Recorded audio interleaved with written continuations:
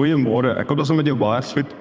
En hierdie week is ons besig om te gesels oor eenheid. Hoe lyk eenheid? En ek wil vandag so 'n bietjie met jou gesels oor wat is die dinge wat eenheid bedryf in my lewe, in my kerk, in my familie, in my huwelik.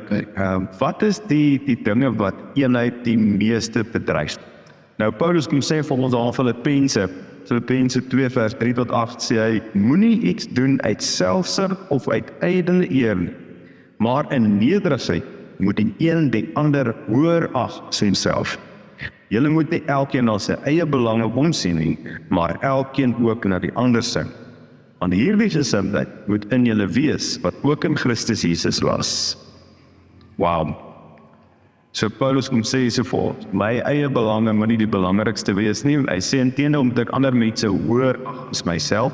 Ek weet nie van jou nie, maar dit is 'n redelike tall order, soos hulle in Engels sê. Maar Paulus sê dat die eie ek nooit in pad kom nie, want dit gemaak dat ek nie dien nie.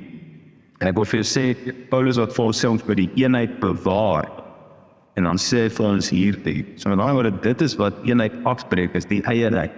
Wanneer Leon belangriker is as die res van die mense, wanneer my belange sterker en groter en meer is as die van my vrou, as die van jou kinders, as die van jou kollegas, as die van die mense saam met jou in die kerk, jou klein, waar jy ook al, jou kollegas, waar jy werk, en waar jy lewe doen.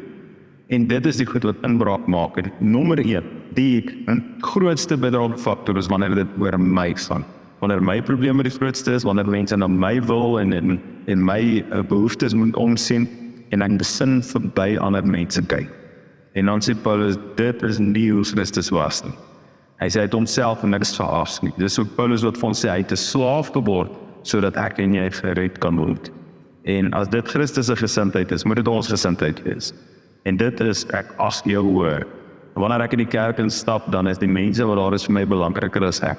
Nie omdat ek die pastoor is, omdat dit deel is van die liggaam van Christus. En dit is die voorbeeld wat hy aan my en jou kom staan. Hy kom wys dit, hy sê dit nie net, hy wys dit. Hy sê nie net ons moet dien nie, hy was fisies voete. Hy sê nie net, dit is goed om jou lewe neer te lê vir jou vriende. Hy wys dit deur sy lewe neer. So mag ek en jy nie in die strik trap van die eie ek, dat ek die belangrikste is, dat dit oor my gaan, en ek is ontstel op ander mense nie, my wil gee nie, en mag dit so oor ander. Mag ek onthou dat ek is hier van weer, is om God te dien, so ook sy mense, om hom lief te hê, en so ook sy mense. Mag ons goed doen vir die mense op, mag die eie ek nooit in die pad, mag ons die Here eer en dit bring, en kom ons bid saam. Here, dankie, dat ek nie die belangrikste persoon in my lewe is, maar dat U die belangrikste is, en dan my medemens. Here, mag ek nooit myself hoor af as enigiemand anders nie, en mag ek altyd mense in nood raak sien. Dit is my gebed dat U my hart saam met die mense in my lewe, my huwelik, die mense wat U op my geplaas het, my familie, my kollegas, en veral my medegelowiges. Here, mag dit nooit oor my, mag dit nooit oor ons van die mag, altyd oor ander gaan. Here, mag ons dieselfde gesindheid hê as U, Here, dat ons ander mense bo onsself plaas. Here, mag ons iets in onsself opoffer, sodat ander geluk kan beleef, sodat hulle voorspoed en liefde kan beleef.